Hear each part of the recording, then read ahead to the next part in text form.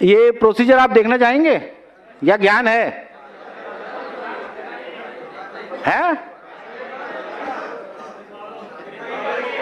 तो देख लो। अरे भाई देख लो, उसमें तो ज्ञान की चीज ही नहीं है। उसमें क्या है, स्क्रीनशॉट ले रखे हैं, वो देखिए स्क्रीन की ओर देखें। तो ऑनलाइन डॉक्यूमेंट अपडेट का तरीका बताया जा रहा है कि किस तरह से होगा। पहली स्क्रीन ये रहेगी जिसमें आप आधार नंबर, एनरोलमेंट, रेजिडेंट की ईआईडी नंबर डाल सकते हैं, fingerprint of resident and operator through single fingerprint RD device for fetching details. उसमें क्या होगा कि डिटेल फेच होते हैं ना ऑनलाइन में। उसके बाद क्या है, जब आप रेजिडेंट का ईआईडी नंबर, आधार नंबर, फिंगरप्रिंट लगा देंगे ऑपरेटर का अपना, तो उससे फाइंड आधार टैब को दबाना है, फाइंड आधार।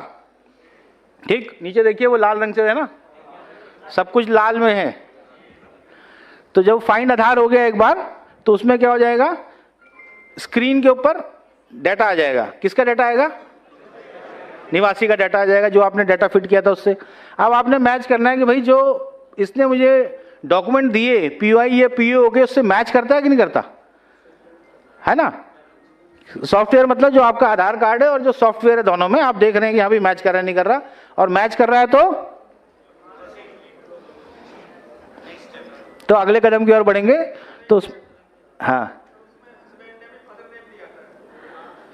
हाँ, क्या आती है दिक्कत, क्या आ रही है? अच्छा, केयर ऑफ एक्चुअली पुराना वाला वो है, वो फादर नेम और हस्बैंड नेम नहीं आता उसमें। हाँ हाँ, चलिए इसके ऊपर अभी चर्चा करेंगे बाद में। पहले ज्ञान पूरा ले लो, उसके बाद प्रश्न उत्तर का जब सेशन होगा ना, उसमें इस पे चर्चा होगी। हाँ, तो उसमें क्या हो गया अभी, पीओ क्या बोला? हाँ विवेक जी, क्या कह रहे हो? अच्छा अच्छा, मैं कहा लंच बोल दिया, अभी नहीं है।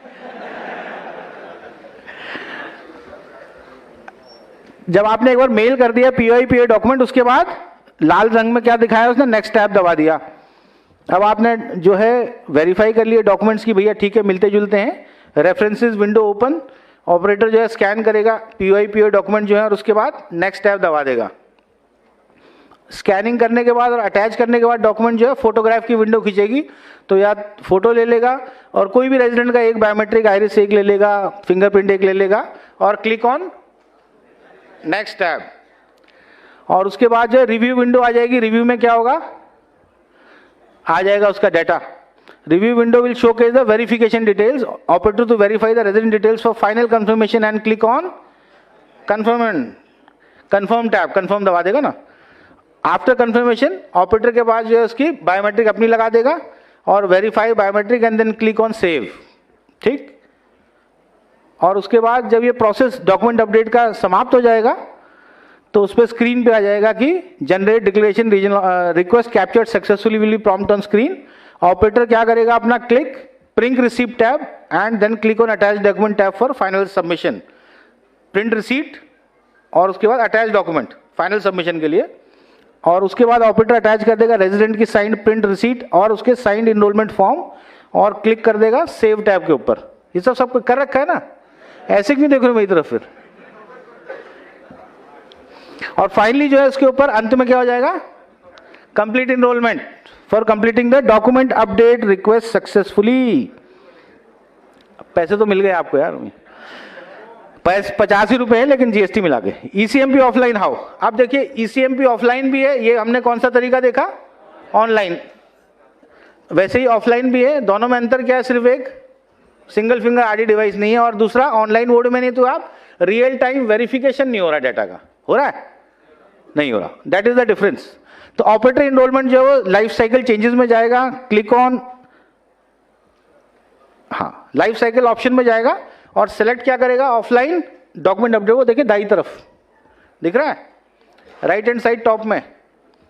उसके बाद जो है फर्स्ट टैब में डेमोग्राफिक डिटेल्स, उसमें आदि ये जो है आधार नंबर डाल देगा, उसका निवासी का नाम डाल देगा, जो उसकी फिजिकल कॉपी है उसके हिसाब से। और इसमें ध्यान ये रखना है कि इसमें कोई भी जो है नाम वगैरह चेंज नहीं होने वाला उसका आधार डेटाबेस में। उसके बाद रेफरेंसेस टैब जो है अपलोड, उसमें पीओआई पीओ डॉक्यूमेंट को कर दिया जाएगा। रेजिडेंट जो है अपना proof of identity, proof of address document देगा, किसमें, ओरिजिनल में, फोटोकॉपी ओरिजिनल में होना चाहिए। ठीक है, और उसके बाद आप दबाएंगे तो ड्रॉप डाउन मेनू में आ जाएगा कौन सा वाला डॉक्यूमेंट है। ठीक है ना, ड्राइविंग लाइसेंस से क्या है वो आपने उसको सेलेक्ट कर दिया। और उसके बाद स्कैन द रेजिडेंट के जो डॉक्यूमेंट आपने स्कैन कर दिए, नेम एड्रेस जो आधार कार्ड में थे, उसके बाद अगले स्टेप में आप क्या करेंगे, facial image and biometrics capture करेंगे, जो कि सेम हम उसमें भी कर रहे थे ऑनलाइन में। कोई भी एक एट्रीब्यूट हो सकती है बायोमेट्रिक्स की, राइट लेफ्ट आइरिस, दोनों अंगूठे, fingerprint, left hand right hand, जब भी हम इनरोलमेंट कर रहे हैं, लेकिन ये रियल टाइम बेसिस पे वेरीफाई नहीं होगी। और रिव्यू सेक्शन में केयरफुली चेक करना है आपने जो भी डिटेल्स थे हमारे रेजिडेंट्स के, और उसको फिर क्या करना है, कंफर्म और फिर थैंक यू। चलिए, तो मुझे आशा है कि मैं शायद सफल रहा।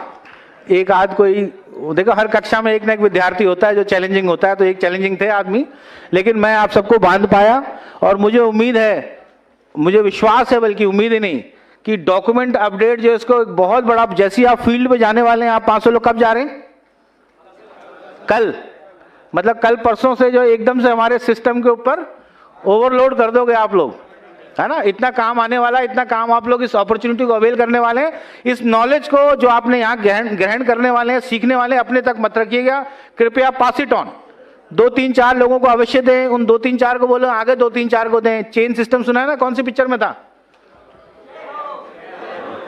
तो कृपया चेन बनाएं और इसको जो एक मतलब फील्ड में हमें दिखना चाहिए कि अभी हर रोज में जो एकदम से जो हमने ट्रेनिंग यहाँ पे यूआईडी और सीएससी की पार्टनरशिप में आपको जो ट्रेनिंग मिल रही है, जो आप ट्रेनिंग ले रहे हैं, इसका आप संपूर्ण लाभ उठाएं। तो ये मैं आशा कर सकता हूं आप सबसे। ये ऊपर वाले कुछ नहीं बोल रहे हैं, वो लंच के वो पहले देख रहे हैं, पीछे हम उतरेंगे। तो आप करेंगे ये काम अभी। चलिए, बहुत बहुत धन्यवाद, थैंक यू वेरी मच।